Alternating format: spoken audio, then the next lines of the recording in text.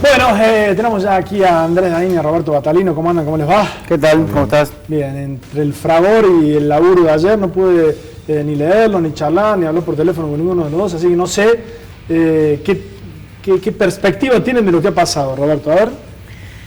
Ha sido, obviamente, como cualquier decisión de una elección presidencial, una elección importante, y me parece que el mensaje ha quedado bastante claro respecto a que una mayoría se pronunció por cambiar de signo político. Después habrá que ver y analizar en todos esos argentinos que por encima del 50% se pronunciaron para cambiar, qué cosas quieren cambiar, si algunos las cosas de forma, algunos las cosas de fondo, otros. Obviamente que cuando un candidato obtiene un porcentaje de este tipo de adhesión de superior al 50%, está recogiendo opiniones de todos los sectores sociales, de todos los grupos etarios, y está obviamente generando distintas expectativas a partir de las distintas motivaciones que tiene ese voto. Y por el otro lado, me parece que también es importante el número de adhesión que obtiene el oficialismo, con un porcentaje que estuvo cercano a ese 50%, y que implica un escenario político nuevo. No ha habido en elecciones presidenciales en la Argentina ningún antecedente, no había habido ningún antecedente de balotaje, eso está claro, ¿no? Pero ningún antecedente de una diferencia tan exigua entre los que votan a un proyecto y los que votan a otro. Obviamente que en principio no son los votos genuinos, porque los votos genuinos son los que obtuvieron Scioli tanto en las primarias como en la general, y Macri en las primarias como en la general, que no les alcanzaban a ninguno de los dos para gobernar el país.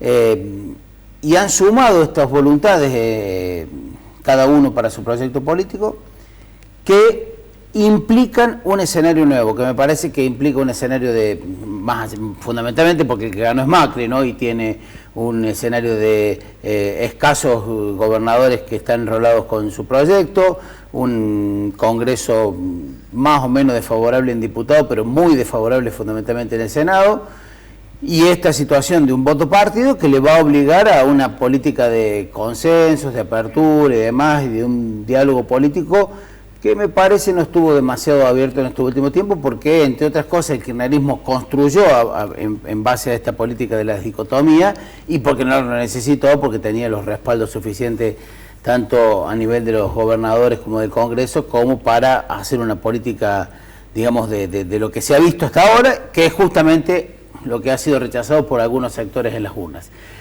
Con lo cual lo que viene es distinto. Después se valorará si es mejor o peor, pero que está claro que lo que viene es distinto, porque está casi forzado por las circunstancias de que sea distinto, ¿no? Andrés, ¿cómo lo ves? Bueno, yo creo que uno se puede plantear muchas cosas acá, digamos, ¿no? La pregunta más obvia es por qué ganó Macri, ¿sí? Y admite, por supuesto, una pluralidad de respuestas. Yo creo que Macri ganó en primer lugar porque entendió, junto a Massa en su momento, quizá un poco más tardíamente, que no se podía ser presidente del país con un discurso recalcitrante antioficialismo. Entendió que el 54% de cristianos no eran 54% de fanáticos seguidores del kirchnerismo, sino que había que contar con partes electorales para llegar a la presidencia, y más aún si el escenario inminente era el de una segunda vuelta. Y eso lo llevó a Macri a moderar mucho su discurso, y esa moderación tuvo formas claras del reconocimiento de lo hecho, algo inédito, si nos orientamos por las declaraciones de Macri en los últimos 8 o 10 años, cuando fue un protagonista de la política argentina. Y además Macri supo de algún modo marcó la cancha a partir ya desde el nombre que le puso a esa alianza, que es la de Cambiemos, digamos, ¿no? Marcó la cancha en el sentido que de algún modo tuvo mucha fuerza para estructurar la discusión electoral en Argentina, esa palabra de Cambiemos, porque parecía partir el agua entre el cambio y la continuidad, digamos, ¿no? Y esa fue la gran capacidad, como que arrancó ganando ya. Y además, y aquello que se valoraba sobre todo desde el oficialismo, del kirchnerismo, como incoherencia en Macri, porque venía diciendo una cosa con un discurso mucho más vinculado a un neoliberalismo más clásico, a un conservadurismo más tradicional, en los últimos meses cambió mucho ese discurso, reconociendo explícitamente muchas medidas, incluso también un poco antes, ¿sí? Y después incluso hasta con muchas contradicciones, la última fue la de los feriados, digamos, ¿no? Todo eso ida y vuelta de Macri, me parece que lo terminaron beneficiando porque lo que hicieron es llenar de ambigüedad ese término que es Cambiemos. Y esa ambigüedad que fue ganando, esa creciente ambigüedad que fue ganando la propuesta de cambiar, lo favoreció porque le permitió interpelar a una pluralidad muy heterogénea de demandas que había en la sociedad, digamos, y eso le permitió que se identifiquen demandas muy distintas, incluso desde homofóbicos hasta militantes por los derechos de los homosexuales, por poner un ejemplo, digamos, ¿no? Sí, a mí me da la impresión de que hay dos claves, entre otras. Una es la provincia de Buenos Aires, porque es el lugar en donde manda Daniel Scioli, ¿sí? Y donde manda Daniel Scioli hace 8 años. Entonces, allí, digamos, distinto hubiese sido si era Urtubey, el candidato, por ejemplo, pero aquí, donde él manda, pierde 6 puntos respecto de la elección general, ¿no? Termina ganando por 1 punto. Y aquí uno puede considerar que se puede haber juzgado el proyecto que él representaba, pero también uno puede creer que se juzgó la gestión, que se hizo un balance de la gestión. No gana en su reducto por más de 1 voto, digamos, por más de 1 punto, ¿sí? Estamos hablando de una diferencia muy importante en el lugar en donde se definen las elecciones, la provincia de Buenos Aires. Y lo otro que me parece es interesante tener en cuenta es que hay una gran porción del electorado, lo sabíamos de antemano, lo habíamos charlado muchas veces con ustedes, en otros lugares, en la radio, que estaba sin un referente en la oposición con condición de quedarse y capitalizar ese voto bronca, ese voto rechazo. Yo entiendo que es fundamentalmente a las formas, cuestiones que hemos hablado en el bloque anterior, y que veíamos un escenario de segunda vuelta muy peligroso para Daniel Scioli, quien le había costado mucho, desde las PASO para acá, sumar más votos, ¿no? Que se había quedado con ese piso duro del kirchnerismo y había sumado algo más. Allí es donde yo veo que hay una lectura electoralmente hablando, después podemos hablar para atrás, kilómetros para atrás, muchas otras cosas, pero que hay un diagnóstico errado, una pifia electoral del gobierno nacional, del Frente para la Victoria, respecto de las dificultades que tenía una hipotética segunda vuelta, la importancia en todo caso que tenía para amortiguar el voto bronca, ganar en la primera vuelta. Y a mí me parece que la estrategia de Scioli, de salir a confrontar, de salir, por ejemplo, a asustar con un elemento real, que eran las políticas de ajuste que habían anunciado algunos economistas de Mauricio Macri, le rindió. ¿Sí? Eso sumado a otras cuestiones, la militancia social, más que la militancia partidaria, que desdobló a los dirigentes, que consiguió acortar la brecha. Si lo hubiese hecho antes, evidentemente podría haber sido otro el resultado, ¿no? Pero me parece que por allí pasan las claves. Y a todo esto hay que sumarle una campaña que incluso por parte de los dirigentes del Frente para la Victoria ha sido reconocido como una gran campaña de marketing, de comunicación, de estrategia electoral por parte de Cambiemos, ¿no?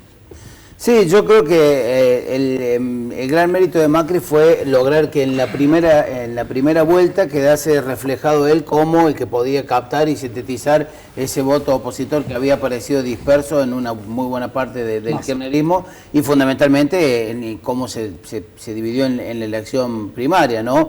Y me parece que ahí el lograr forzar la segunda vuelta y con una diferencia casi exigua como la que por la cual salió segundo Macri en la primera vuelta, le permite sintetizar todas estas cuestiones de rechazo, que algunas yo coincido que son de forma y otras, coincido con lo que se decía acá en el bloque anterior, son de contenidos, digamos. No es que todos los que votaron a Macri rechazan solo las formas del gobierno nacional. Hay muchos votantes que rechazan un montón de cosas de contenido, hay cosas que tendrán otras expectativas diferentes, hay cosas que la consideran como derechos adquiridos y quieren mejorarlas, otras que consideran que han perdido, y me parece que hay en ese conglomerado heterogéneo del cual venimos hablando y que generalmente es el que compone un voto del 50%, resolvió esa cuestión.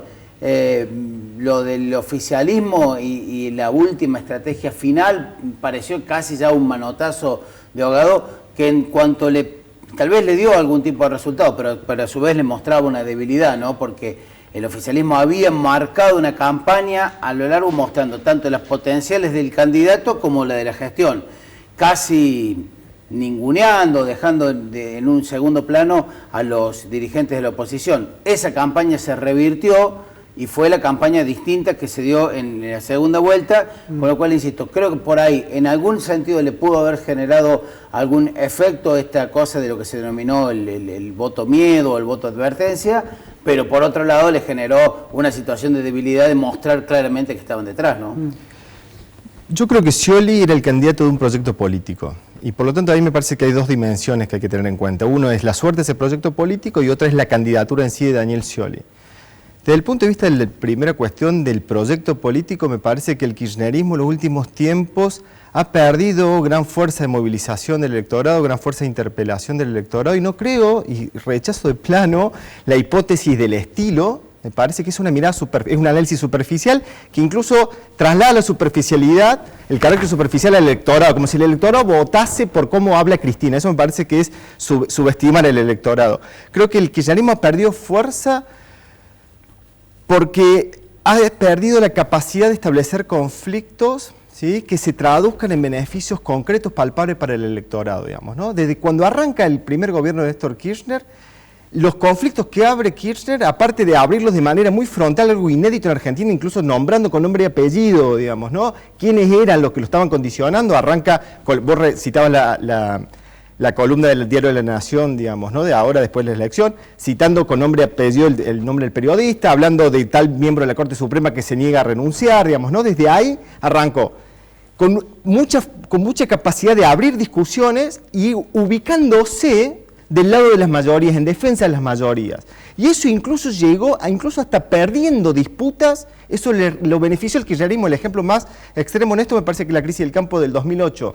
Cristina pierde esa lucha política y sin embargo a partir de ahí da lo mejor de su gobierno.